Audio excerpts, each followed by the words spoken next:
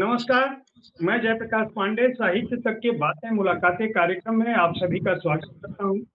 आज हमारे साथ अतिथि के रूप में मौजूद हैं हिंदी साहित्य जगत की वरिष्ठ लेखिका और अपने आजाद ख्यालों के साथ-साथ भारतीय संस्कृति, मूल्यों और सभ्यता को जीने वाली लेखिका ममता कालिया जी। ममता कालिया जी कवयित्री, कहानीकार, उपन्यासकार, नाटक संस्मरण, अनुवादक के रूप में हिंदी साहित्य जगत का एक जाना-पहचाना नाम है। आपने अध्यापन के क्षेत्र में भी एक लंबी सेवा दी और पूरे देश में साहित्य जगत में और शिक्षा जगत में आपके छात्रों की और आपके चाहने वालों की उपस्थिति।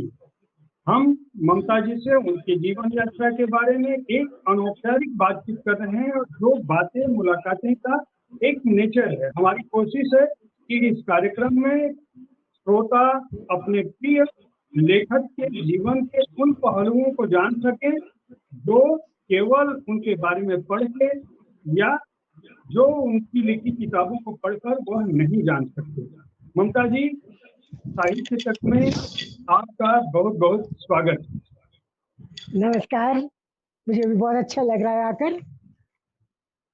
हम शुरुआत करेंगे आपके बचपन से। हम जानना चाहेंगे कि आपके बचपन की शुरुआत, क्या आपको बचपन में ये पता था कि आने वाले समय में आप हिंदी साहित्य को इस तरह आलोकित करेंगी? देखिए, मेरा बचपन ऐसे तो देखा जाए बिल्कुल जैसे किसी भी बच्चे का होता है बचपन, उस तरह का बचपन था मेरा। घर की दूसरी संतान थी मैं। मेरे जन्म में कोई ख़ास बात नहीं थी, कोई उत्सव नहीं हुआ। मेरे पैदा होने से किसी को कोई खुशी नहीं हुई। लेकिन हाँ, सबने मुझे सहन कर लिया। कोई कोशिश नहीं की कि मैं ना रहूँ। बचपन में बहुत सारी बीमारियाँ झेलीं, चेचक हुई, काली खाँसी हुई और डिप्थीरिया मुझे हुआ। उस ज़माने में इन बीमारियों के इलाज भी नहीं थे। थोड़ा बहुत जो इलाज मामूली हो सकता था, उसी के बीच में मैं सर्वाइव कर गई। तो मैं एक तरह से देखा जाए तो एक सर्वाइवर हूँ, बहुत सारी बीमारियों की। दिल्ली की गलियों में मेरा बचपन बीता। कुचापातीराम में हम लोग रहते थे और पापा पहले तो कॉमर्स कॉलेज में थे, उसके बाद वो गाज़ियाबाद चले गए, शंभू दयाल इंटर कॉलेज के प्रिंसिपल होकर और उसके बाद वो वापस दिल्ली आ गए आकाशवाणी में। तो वहाँ से शुरू हुआ हम लोगों का थोड़ा होश संभालना और नई-नई शैतानियाँ सीखना और थोड़ा-सा पढ़ने की ओर झुकाव हमारा आया। क्योंकि मैंने ये पाया कि खेलने-कूदने के बाद भी इतना समय बचता था कि मैं पत्रिकाओं को, अखबारों को टटोलती रहती थी। हमारे घर में बहुत अखबार आते थे, बहुत पत्रिकाएँ आती थीं और आकाशवाणी के से जुड़े होने के कारण हमारे यहाँ आकाशवाणी के लिए लिखना चाहने वाले बहुत लोग आते थे और जो स्थापित लेखक थे वो तो आते ही थे, जैसे विष्णु प्रभाकर जी और जयनेंद्र कुमार जी पापा के दोस्त थे, तो वो हमारे यहाँ आते रहते थे। उनको देखती थी तो मैं सोचा करती थी बचपन में ही कि इनकी कितनी मौज की ज़िंदगी है, कहानी लिखो और जियो, कुछ करने की और कोई ज़िम्मेदारी नहीं कोई। मुझे नहीं पता था कि उनके और संघर्ष क्या हैं, लेकिन मुझे उन लेखकों को देखकर आकर्षण होता था कि इनकी ज़िंदगी बड़ी मज़े की ज़िंदगी है।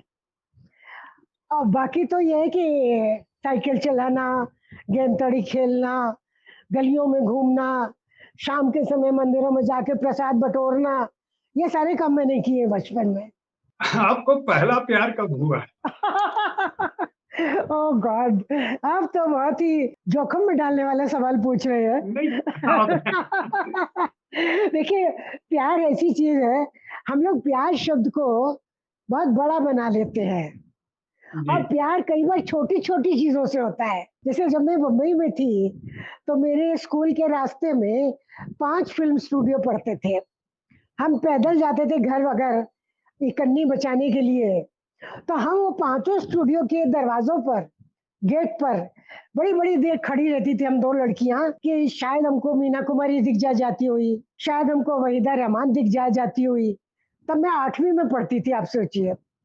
और हर लड़की का, मेरी क्लास में, हमको एजुकेशन में थे, हर लड़की का कोई ना कोई बॉयफ्रेंड था। मेरे पास कोई बॉयफ्रेंड नहीं था। तो मैंने कल्पना से एक बॉयफ्रेंड बना लिया और मैं सबको बताया करती थी, लड़कियों को, कि मेरा बॉयफ्रेंड जो है वो देवानंद जैसा लगता है। तो आप सोच सकते हैं कि मैंने कितना झूठ बोला होगा और मैंने बॉयफ्रेंड की कितनी बड़ी तस्वीर बनाई होगी। अब बाद में कभी हम लोग पिकनिक पर गए नेवी में, खड़गवासला में, कोई लड़का जो था वो अंडर ट्रेनिंग था, तो कोई अंडर ट्रेनिंग था वो लड़का, वो पसंद आ गया। हम दोनों एक दूसरे को चिट्ठी लिखते रहे, कई दिन तक उससे दोस्ती चली और फिर वो दोस्ती विलुप्त हो गई, क्योंकि वो लड़का क्या करता था कि जब कोई चुटकुला लिखता था तो ब्रैकेट में लिख देता था लाफ। तो मुझे लगा ये कितना बेवकूफ है, क्या ये नहीं जानता कि मैं पहचान जाऊंगी कि ये चुटकुला है। तो वो प्रेमी मेरे बदलते रहे बराबर, कोई ना कोई।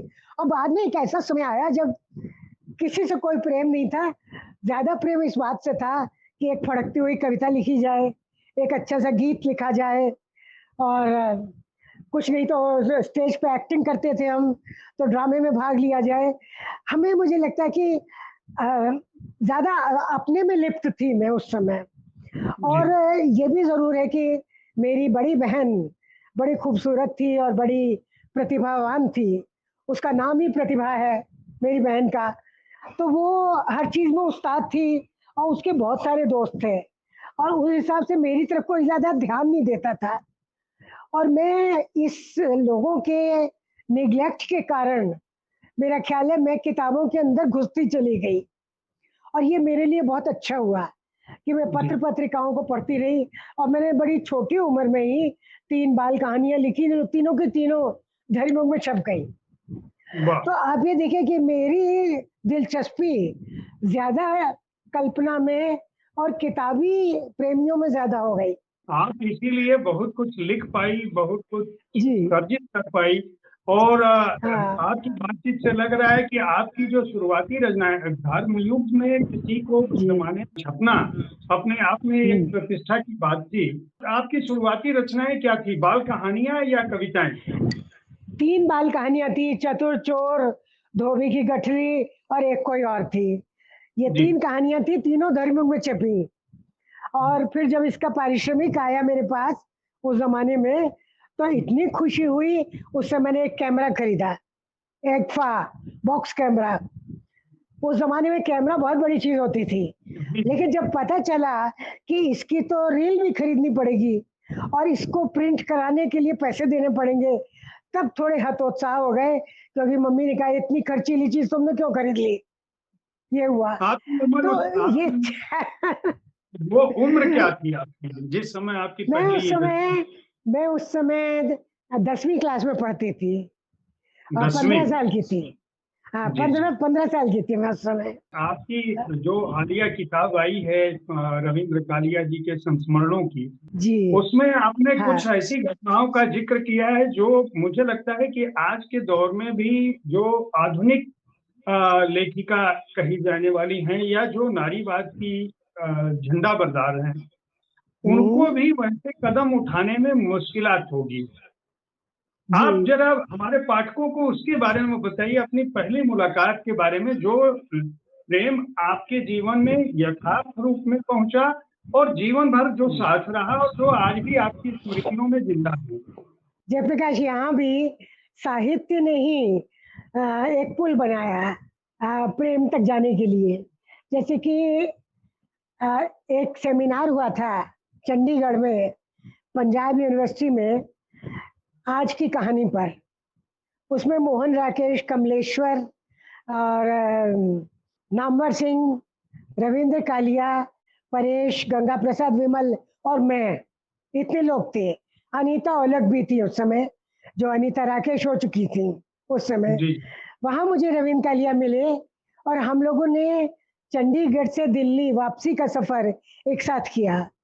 मैं उस समय दौलत राम कॉलेज में लेक्चरर बन चुकी थी, इंग्लिश की लेक्चरर बन चुकी थी। और मैं उस समय बड़ी जैसे कहना चाहिए कविता आंदोलन से जुड़ी हुई थी। मेरी बहुत सारी कविताएं तब तक छप चुकी थी। मैंने फुटकर कहानियां लिखी हुई थी लहर और ज्ञानोदय नाम की पत्रिकाओं में, लेकिन मैं कहानी को गंभीरता से लेती नहीं थी। मैं कविता के क्षेत्र की थी और मैं कवियों के साथ छपा करती थी। तो रास्ते भर रवि जो है मुझे बताते रहे कि कविता तो बड़ी फिजूल सा आंदोलन है और इसका कोई भविष्य नहीं है। और फिर जिन हम आपस में अपने प्रिय लेखकों की बात करते रहे, तो जो मेरे प्रिय लेखक थे वो उनके अप्रिय थे, और जो उनके प्रिय लेखक थे उनको मैं कुछ नहीं गिनती थी। तो हमारी बहस चलती रही। लेकिन आप देखिए बहस और विचारों के टकराव एक आकर्षण भी पैदा करते हैं। उसके बाद हम दोनों की दोस्ती हो गई दिल्ली आते आते तक, और परिस्थितियां कुछ ऐसी हुई कि हम रोज मिलने लगे। ये 1965 की जनवरी का साल था। 30 जनवरी को ये हुआ था, सेमिनार हुआ था पंजाब में। उसके बाद हम मिलते रहे और रवि ने तभी प्रपोज किया। उसने कहा कि मैं तुम जैसी लड़की से ही शादी करना चाहता हूँ, और कहने लगे कि चलो किसी दिन चलते हैं और 30,000 कोर्ट में शादी कर लेते हैं।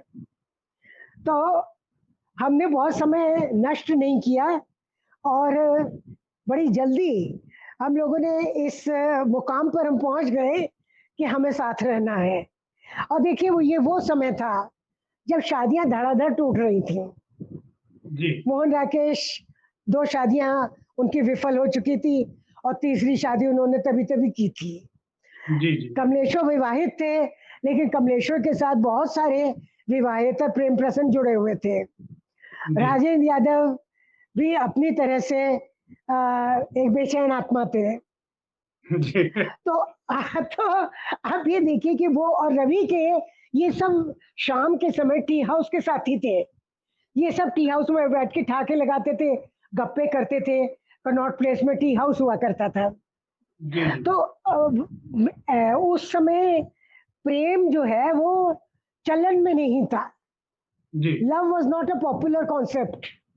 जी और हमने उस समय एक प्रेम विरोधी समय में प्रेम किया और हमने ये तय किया कि हमें साथ रहना है। तो रवि तो चाहते थे कि हम अपनी मर्जी से और कचहरी में जाकर सिविल मैरिज कर ले, पर जी मैं बहुत डरपोक थी। ऐसे तो कविता लिखती थी, लेकिन मैं अंदर से बहुत डरपोक थी। तो मैंने कहा कि नहीं नहीं, शादी तो हम माता पिता की मर्जी से करेंगे और मैं उनको हर्ट नहीं करना चाहती अपने पापा को, क्योंकि पापा मेरे हीरो भी थे। मैं अपने पापा को बहुत पसंद करती थी और रवि से मिलने से पहले तो हर बात पापा की मर्जी नामर्जी देखकर करती थी मैं। जी तो जैसे आप चुन लेते एक व्यक्ति को अपने लिए, तो मेरे लिए पापा आदर्श थे। तो जब रवि बिल्कुल पसंद नहीं करते थे ये बात कि परिवारों को बीच में डाला जाए शादी में।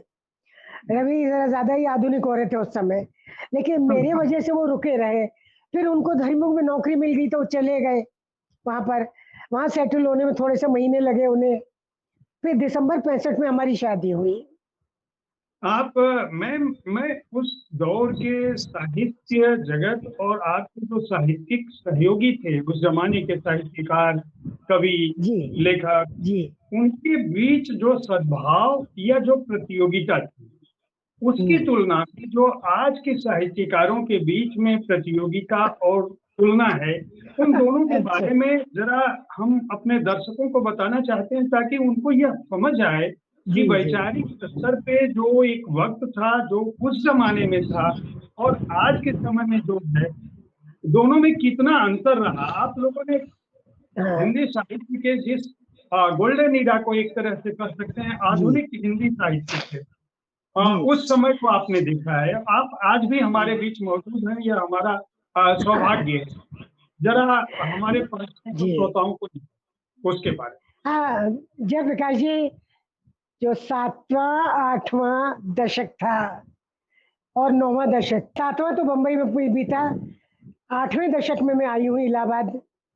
तो आप ये देखिए, मैं ये कहूंगी कि उस समय लेखकों के बीच में अलग अलग तरीके से लिखते हुए भी याराना और दोस्ती बहुत अच्छी थी।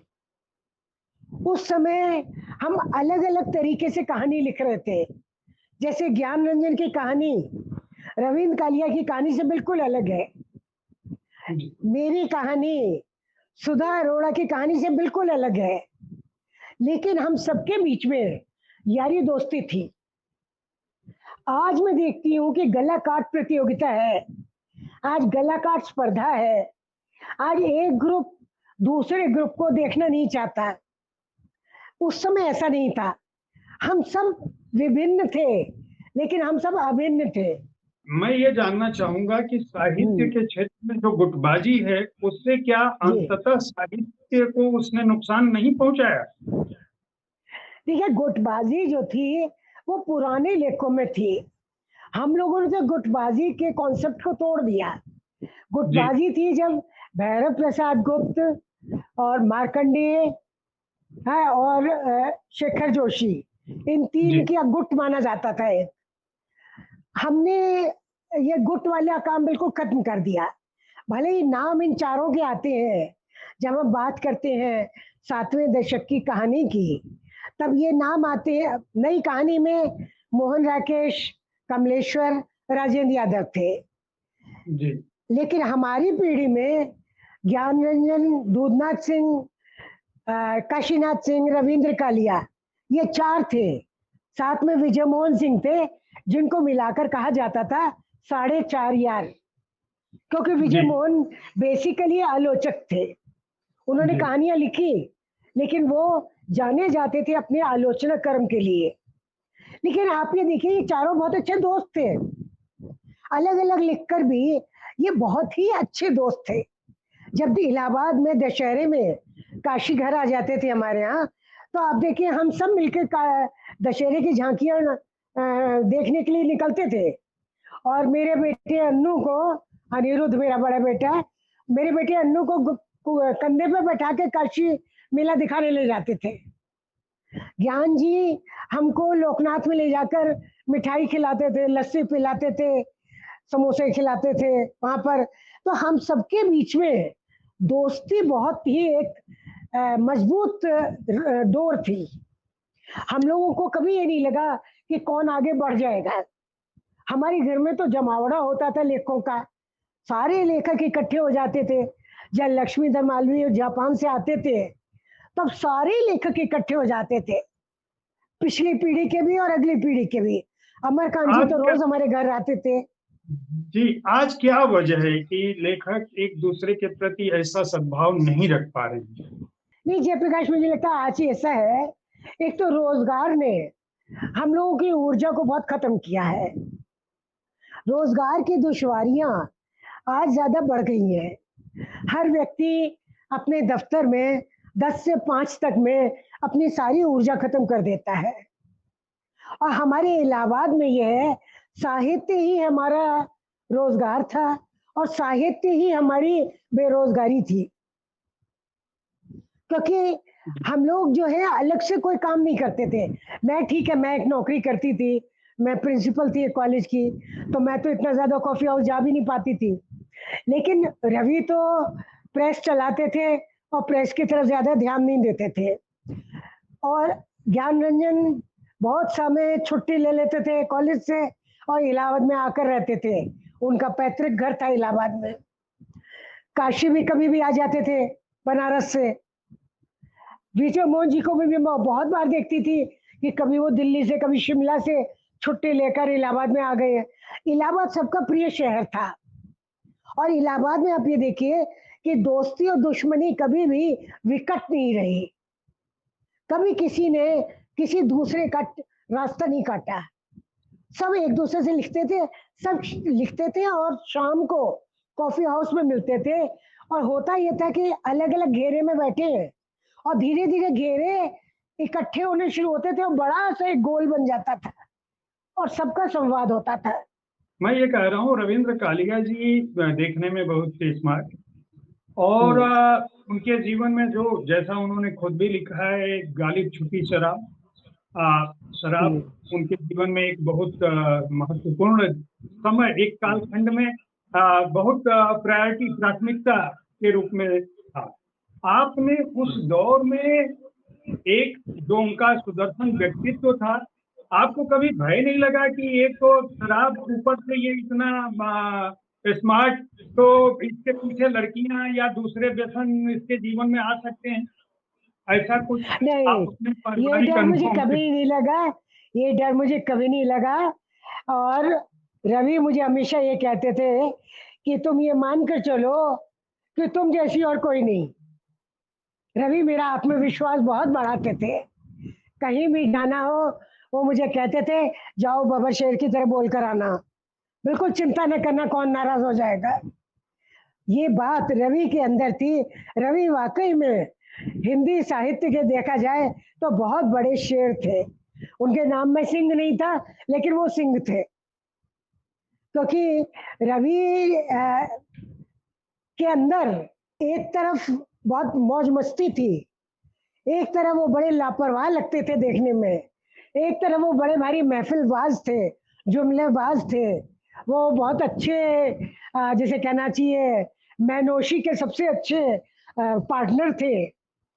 लेकिन दूसरी तरफ वो बहुत ही उत्कट प्रेमी थे, और वो तो मुझे हर रोज सबूत मिल जाता था कि वो मेरे साथ कितने जुड़े हुए हैं। तो हम लोगों के बीच में आज तक कभी ये गलतफहमी नहीं हुई, और आज तक हम दोनों में से कभी कोई नहीं भटका, और कभी किसी का कोई विवाहेतर प्रेम प्रसंग नहीं हुआ, बल्कि उसकी संभावना भी नहीं रही, कभी कोई आशंका भी नहीं रही। मैं ये कह सकती हूँ कि कोई ऐसी लड़की ना होगी जो ये कहे उसके पास रवीन कालिया का प्रेम पत्र है। मैं ही हूँ वो। आपने अपने संस्मरण में लिखा है कि जब आप चंडीगढ़ से लौटी थी तो जी, ऑटो नहीं मिल रहा था, आप उनके कमरे जी। में चली गई थी। उस जमाने में हम उसको मतलब मेरे जैसे लोग भी आज के दौर में भी किसी लड़की का किसी लड़के के घर में चले जाना सुबह भोर के वक्त, ये बड़ी हिम्मत की बात है। तो इस बात के लिए निश्चित रूप से आपकी तारीफ की जानी चाहिए। जगजीत सिंह से जुड़ी कुछ यादें हैं क्या आपके पास? देखिए, होता है, एक मोमेंट होता है, एक लम्हा होता है, जिसमें आप अचानक कुछ कर बैठते हैं, आप फैसला ले लेते हैं। जो मेरे अंदर बहुत आत्मविश्वास था, पहली चीज। और दूसरी, दिल्ली की ठंड, जिसमें 30 जनवरी की रात, और धीरे धीरे कश्मीरी गेट जहाँ बस ने उतारा था, वहां भी पूरा सन्नाटा हो गया था।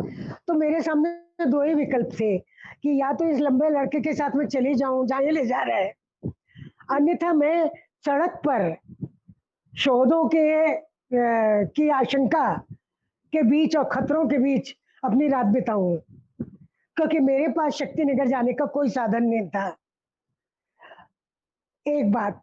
दूसरी बात ये कि सारे के सारे फैसले शायद रवि ने लिए, और उन्होंने एक ऑटो को रोका, और पता नहीं पंजाबी में उससे क्या कहा, मैं तो समझी भी नहीं।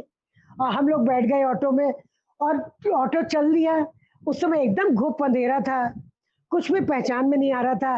और जब मैं वहां गई तो उन्होंने मुझे बड़ी आसानी से अपना बिस्तर दे दिया सोने के लिए, और खुद वो जमीन पर खेस बिछाकर लेट गए। और मैं इतनी थकी हुई थी, मैंने कुछ नहीं सोचा, उचित अनुचित कुछ नहीं सोचा। और मेरे मन में हमेशा ये विश्वास रहा कि मेरी मर्जी के बिना कोई मुझे हाथ नहीं लगा सकता है। मैम, जगजीत सिंह से जुड़ी कुछ यादें हैं जी, क्या? हाँ जगजीत बिल्कुल सिंह है। से जुड़ी यादें, जी, जी। हाँ बताएं जरा, उनके बारे ऐसा में है, पाठकों को बताएं कि जी। जरूर जरूर। ऐसा है कि जगजीत सिंह रवि से शायद 2-3 साल जूनियर थे, और डीएवी कॉलेज जालंधर में जब रवि पढ़ते थे, रवि स्टूडेंट यूनियन के प्रेसिडेंट थे। एमए फाइनल में रवि स्टूडेंट यूनियन के प्रेसिडेंट थे। उस समय जगजीत सिंह बीए में थे, बीए या बीएससी में कुछ थे वो।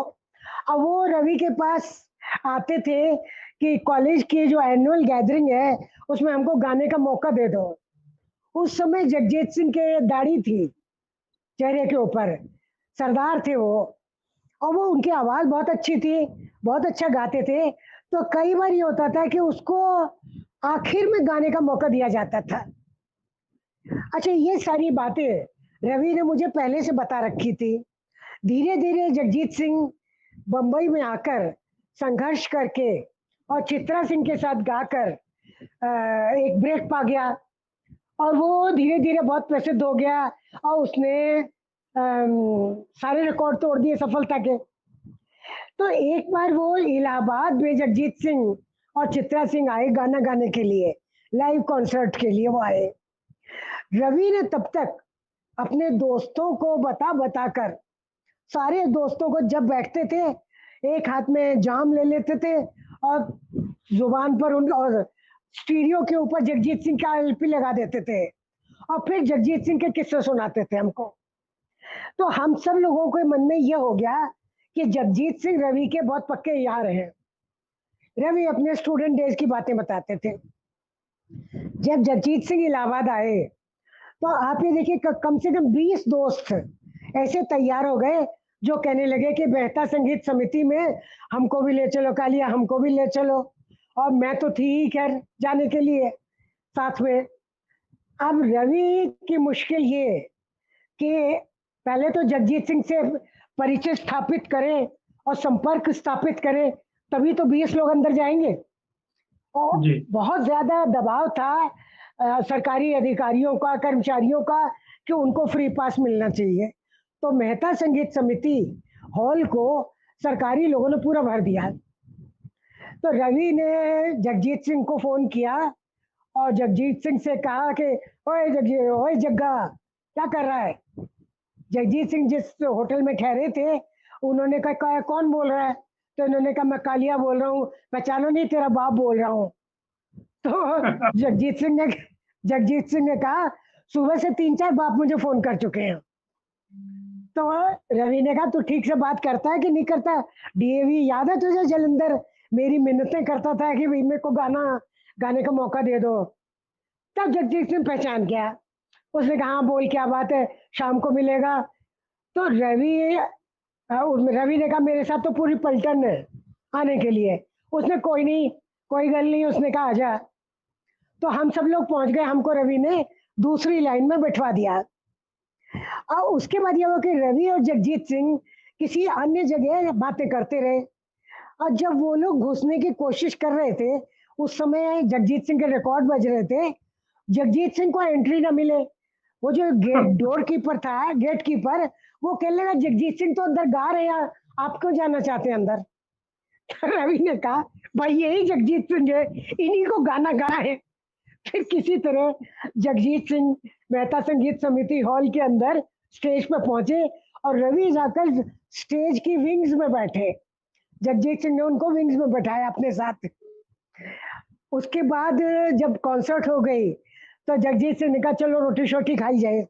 फिर हम लोग होटल पे पहुंचे, हम लोगों ने खाना खाया साथ में। तो रवि ने चित्रा सिंह को अपनी बात से छेड़ दिया और चिढ़ा दिया।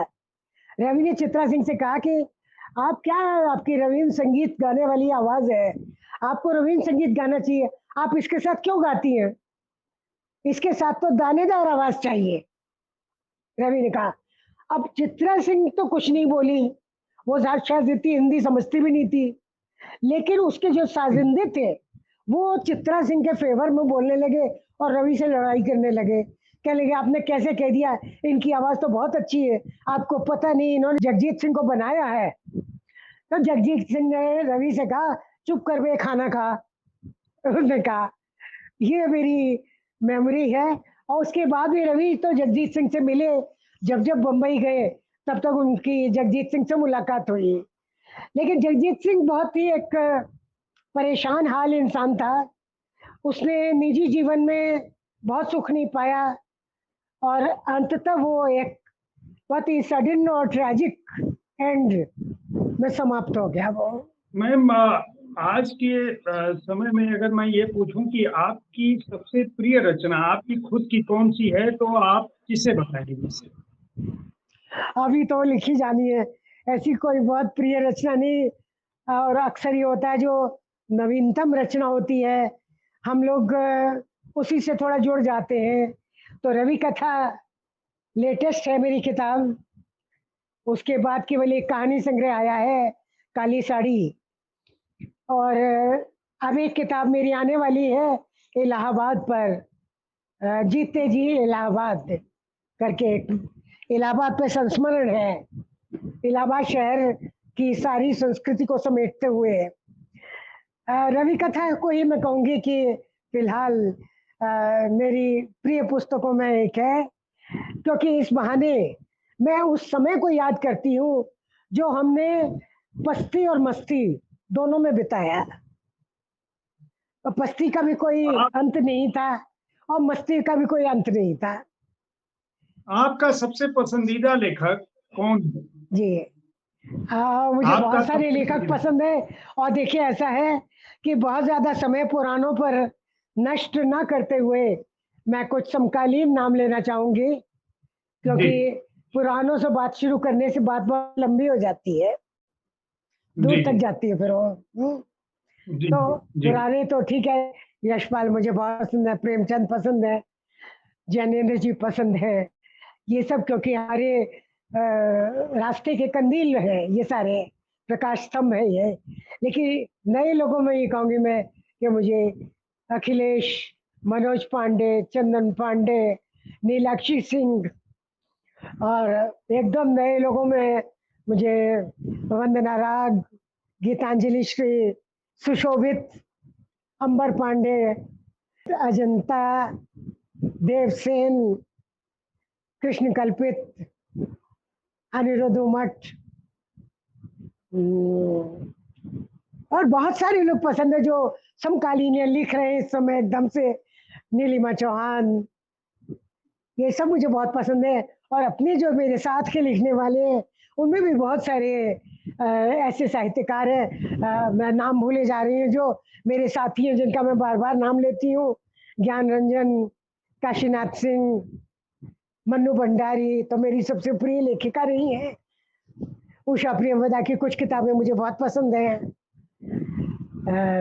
नमिता सिंह बहुत अच्छा लिखती हैं। तो ये सब मेरे पसंदीदा लेखक हैं। और विदेशी लेखकों की बात करें तो अनुवाद में ही नहीं, मूल में भी मैंने पढ़े हैं। और मैं ये कहूँगी कि एक ज़माने में तो ग्राहम ग्रीन मुझे बहुत थे, क्योंकि मुझे ये लगता था कि एकदम समकालीन है और ये ऐसी बातें करते हैं जो वो आसान अंग्रेजी में और हमको समझ में आती हैं। क्योंकि सलमान रश्दी जहाँ बड़ी क्लासिक इंग्लिश लिखते हैं, वहाँ ग्राहम ग्रीन एकदम समझ में आने वाली आसान भाषा लिखते हैं। मार्क्वेज की कुछ रचनाएं मुझे बहुत पसंद है, लेकिन उससे ज्यादा मुझे लगता है पोलो कोयलो को नंबर दूंगी, क्योंकि पोलो कोयलो विजडम की बातें करते हैं। वो ऐसी बातें करते हैं जो आम आदमी के मस्तिष्क में बैठ जाती है जाकर। तो मुझे ये कॉमन विजडम भी बहुत अच्छा लगता है, चाहे वो खलील जिब्रान का हो या वो पोलो कोयलो का हो। हिंदी साहित्य और प्रकाशन जगत आज जिस स्थिति में है उस पर जी, आपका विचार क्या है? जयप्रकाश जी, ऐसा आपके है कि पिछले 1.5 साल में ये परिस्थितियां और भी खराब हुई हैं। और वैसे लेखक प्रकाशक संबंध कभी भी बहुत मधुर नहीं रहे। हमारे ज़माने में हमें याद है आज भी कि जिस समय हम इलाहाबाद में थे, तब लेखक के पास जब कोई जीविका नहीं होती थी तो वो लोक भारती प्रकाशन में बैठकर प्रूफ रीडिंग करते थे। जैसे दूधनाथ सिंह है, प्रूफ रीडिंग करते थे और उससे वो थोड़ी बहुत कमाई करते थे। तो हमेशा प्रकाशक लेखक का पोषक भी रहा और शोषक भी रहा, दोनों रहा वो। उसने लेखक को दिया, लेकिन तरसा कर दिया, तड़पा कर दिया उसने, आधा पौना दिया। और प्रकाशन जगत की दिक्कतों से भी मैं अच्छी तरह से परिचित हूँ, क्योंकि हमने कुछ वर्ष एक प्रकाशन खोलकर देखा था। हम तो एक भी प्रति नहीं बेच पाए किताब की। तो ये मैं कैसे कहूँ कि प्रकाशन जगत सारा केवल आरामदेह है और वहाँ पर हर चीज अच्छी है और वहाँ कोई रेड कार्पेट बिछा हुआ है, ऐसा नहीं है। उन्हें भी बहुत मेहनत करनी पड़ती है किताब बेचने के लिए। और जब से ये महामारी शुरू हुई है और कोरोना का संकट काल आया है, तब से तो मुझे लगता है कि किताबें बेचना एक चुनौती हो गया है। क्योंकि आज आदमी अपनी रोटी कपड़ा मकान पर ही इतनी तवज्जो दे रहा है, इतनी मुश्किल से संघर्ष करके उसको कमा रहा है कि किताब खरीदना चौथे पायदान पर पहुंच गया है। तो ऐसे में प्रकाशक और लेखक के बीच में एक गैप हमेशा बना रहेगा और लेखक को हमेशा लगेगा कि मैंने तो अपना सर्वस्व लगाकर, मैंने अपना सारा समय लगाकर, सारी ऊर्जा लगाकर एक किताब लिखी है और प्रकाशक इस किताब के ऊपर मुझे उचित मूल्य नहीं दे रहा है, मुझे उचित रॉयल्टी नहीं दे रहा है। लेकिन मैं ये मानती हूँ साथ ही साथ कि लेखक को भी इन मुश्किलों को पहचानना पड़ेगा। और इधर पिछले 1 साल में मैं जयप्रकाश आपसे ये कहूंगी कि लेखकों ने इस महामारी में सृजन का काम, रचना का काम बहुत तबीयत से किया है, क्योंकि करने के लिए और कुछ नहीं था हमारे पास। और इस महामारी के विषम काल को अगर अभी हमने नहीं पकड़ा, अभी हमने व्याख्यायित अगर हमने नहीं किया, तो बाद में ये धूमिल हो जाएगा हमारे यहाँ से। जैसे आज हम प्लेग को एक दंत कथा की तरह पढ़ते हैं, हम हैजे की महामारी को केवल गल्प कथाओं में देखते हैं, हमें उसका नहीं पता क्योंकि हम बहुत छोटे थे या हम नहीं थे उस समय। और हमारे सामने इस समय कोरोना की महामारी एक प्रत्यक्ष संकट है। आज है, कल नहीं रहेंगे। एक ऐसे समय में हम लिख रहे हैं और प्रकाशक छाप रहे हैं। देखिए कैसे प्रकाशक भी जहाँ 1.5 साल से उनका सारा काम बिल्कुल चौपट पड़ा था, वो एक बार फिर धूल में से खड़े हो रहे हैं और धीरे धीरे एक बार फिर वो प्रकाशन की गतिविधि शुरू कर रहे हैं। तो मुझे लगता है कि ये संबंध सम और विषम के बीच में हमेशा दौरा करता रहेगा, लेखक और प्रकाशक का। प्रकाशक के रवैये को हम पूरी तरह से खारिज नहीं कर सकते हैं, क्योंकि वो जाहिर है कि लेखक को कभी भी जिसे कहना चाहिए अलक्षित नहीं करेगा, वो लेखक की उपेक्षा नहीं करेगा, क्योंकि जाहिर है कि उसका कच्चा माल तो लेखक ही देगा। वो लेखक से दुश्मनी करके क्या पाएगा, ऐसा मुझे लगता है। सोशल मीडिया का क्या प्रभाव आप साहित्य पर देखती हैं? देखिए, सोशल मीडिया का कुछ प्रभाव तो बहुत अच्छा है, क्योंकि